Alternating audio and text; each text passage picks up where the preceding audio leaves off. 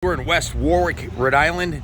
That American flag is a clue right there. We're at my good friend Vinnie's shop, and he's actually buying this building. So he gave us a call and asked if we'd buy his inventory of bikes, and I was like, hell yeah, I'm your Huckleberry. So check this out.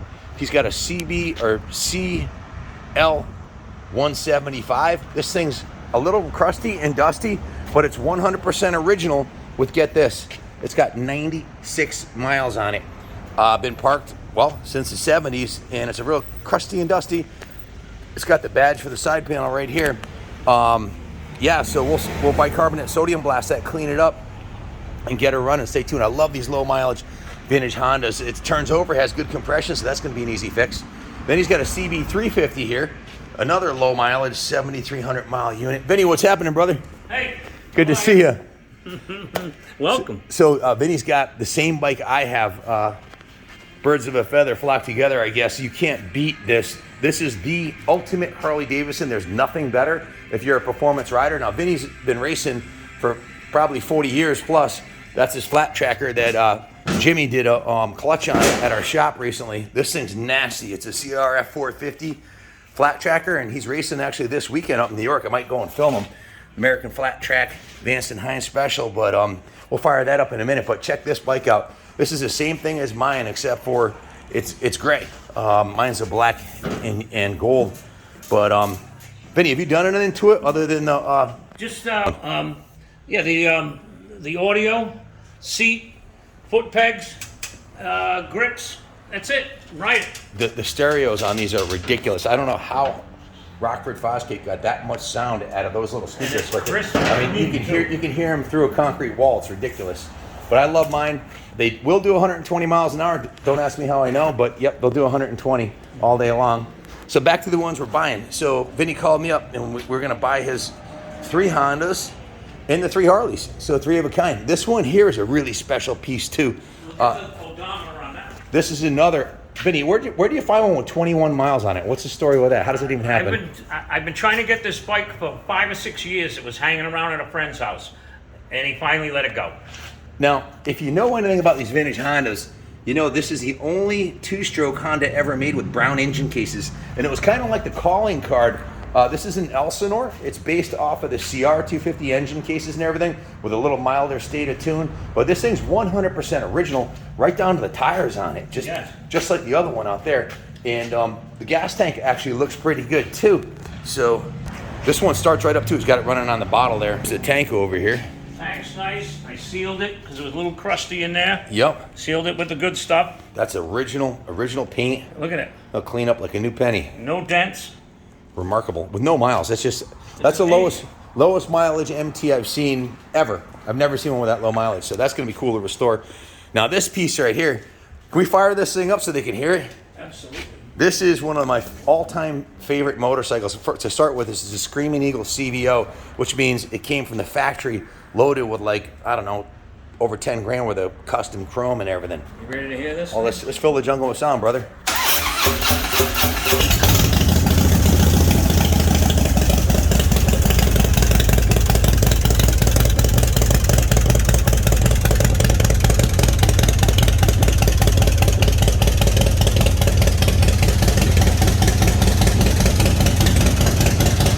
This thing's just beautiful.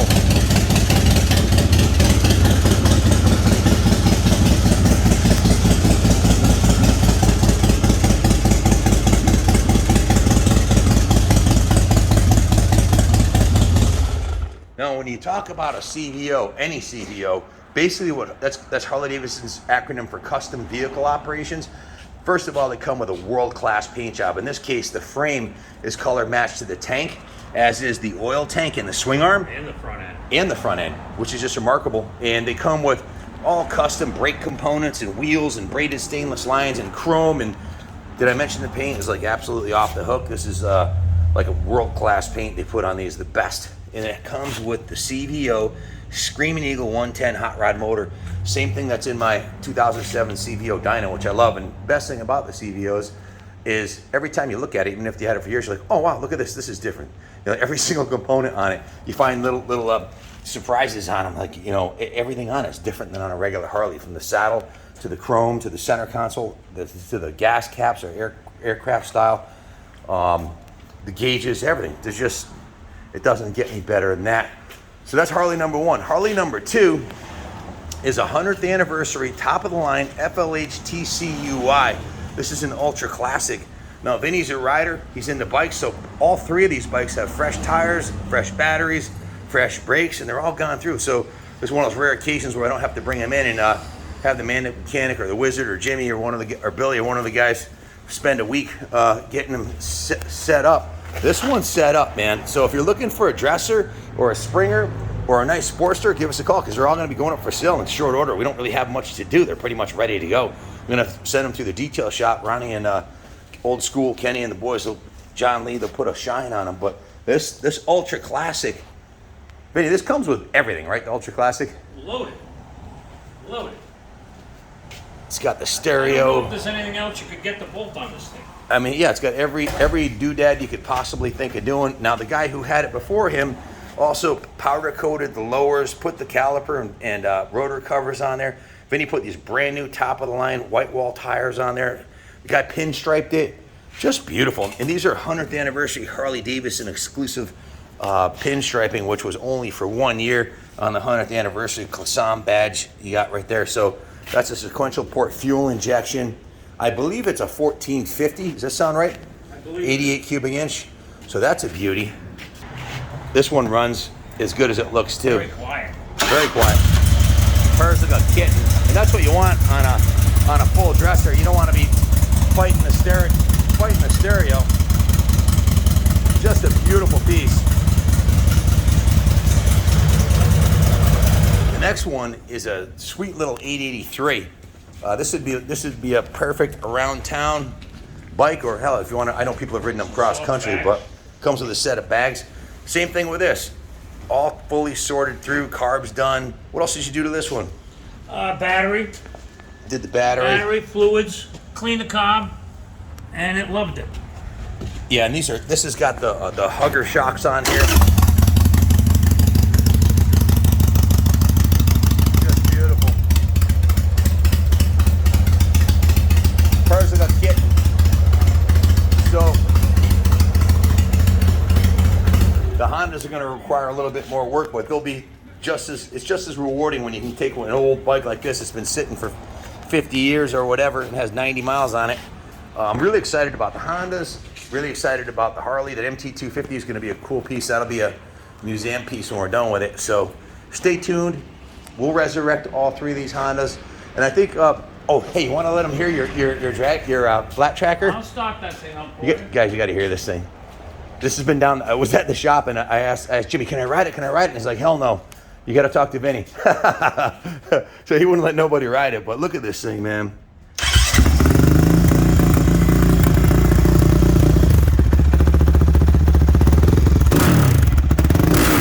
This thing barks.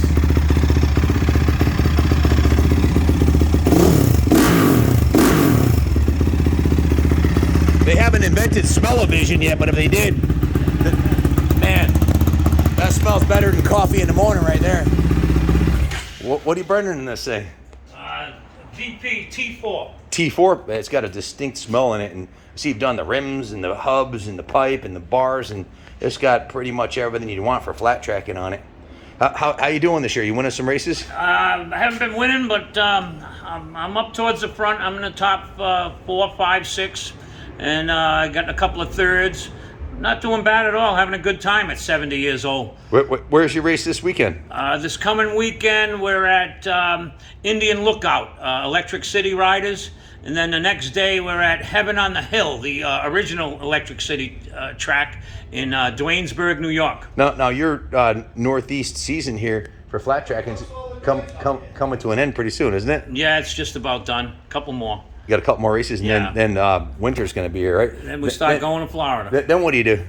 Go to Florida, go to Corey, Texas Winter Throwdown, Yeah. beginning of January, and then go back for Daytona in March. You coming back for the Sturbridge ice races? You going to do any winter ice racing? I'll do a little ice racing before I leave for Daytona. How long are you down in Florida for? I'll probably be there a good 12 days at least. Nice. Yeah. I'm sure you won't regret that with this cold winter weather. It's a good Vinnie, time. thank you for sharing your shop with us and, you're and your welcome. bikes, and really looking forward to getting all your motorcycles to the shop and get those Hondas done.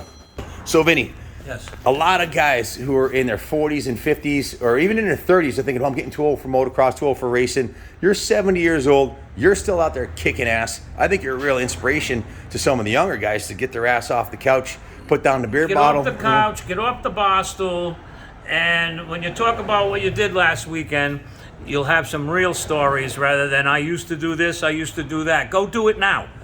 You don't know how much longer you got. Come on out and play. You know, when you talk about your racing, your whole persona, you seem like you're 18 years old again. And I know when the gate drops, you're 18 again, aren't you? Ageless, absolutely ageless. When it's time to go, nothing hurts. There is no age or anything. You're out there having a good time. Stay up and finish. We were talking about the smell of the race fuel when you're lining up, and how the adrenaline starts pumping. That sends the adrenaline right to the moon. And all the bikes with the open headers and stuff. Oh, and yeah. you got to calm yourself down. It gets you going. Yeah. Yeah. So what's the secret to staying out there at 70? I don't know if there's a secret. I'm just having a good time, and I'm lucky to still be doing it. Keeping it fun. You're not no pressure to win championships or anything. You've done that before. I mean, I'd like to. I've won plenty of championships, but I'm just going to go out there and try hard and stay up and finish. You see these young guys retiring from motocross at like 30 years old, like Dungy and Ricky Carmichael and them. Dungy came out of retirement, came back to it, because once you get there's nothing in the world. Can you think of anything that replaces adrenaline rush of sitting there smelling race fuel and the engines and the 30-second board goes up? No drug like adrenaline. None. Yeah. And it's legal. And it's actually good for you. You know, It's a lot of fun. Yep. So it inspires you. Now, back to your business. A lot of guys at 70 are thinking of retiring. You're not retiring. You're upping your commitment, and that's why you're selling these bikes. Just so the viewers know, why are you selling your bikes? I'm selling them to put the money into this building that I'm buying and make it nicer so I can just keep working for the rest of my life. So, well, you never work when you're doing what you love to do, right? Well, I mean, sometimes it's work, but for the most part, I must love it because I'm still doing it and I don't have to. And you started doing body work I was put in a body shop at 10 years old. I won my first national custom show before I was 21. and that's 60 years of experience. Hopefully some young buck apprentice comes in here and keeps his mouth shut and his ears open. I tried. It's hard. Is that those skill sets are just like becoming a couple of lost guys thing? have lasted and gotten into it, but for the most part, they can make too much money doing nothing. Yeah. Unfortunately. Yeah. Unfortunately, I don't know what's happening to our country. Hopefully that changes. A lot of the kids these days think everything's handed to you. It's not. It's got to be a labor, love, and passion, and you got to put the time in. I'm sure you had a lot of long nights here in your shop working till 2-3 o'clock getting it done. It still happens. Yeah. It still happens. I do some work for some Harley dealers and whatnot, and sometimes they'll need something right away, and I'll pull an all-nighter and get it back to them as soon as I can. So one of the things Vinnie can do, which I don't know anybody else in the industry that can do it, you can have a special custom CVO paint job, which they don't tell you the paint code. You can't buy the paint code. Won't sell you the color. They make it a big mystery because they don't want you to fix it, really. Right, and I match them, I blend them, and even their mother won't even know it was touched. So I know it's a mad science, but how did you learn how to match unlisted paint colors? Well, I was put in a body shop very young, 10 years old, and we were using lacquer then. And now what they do on modern cars and with modern paint, you blend.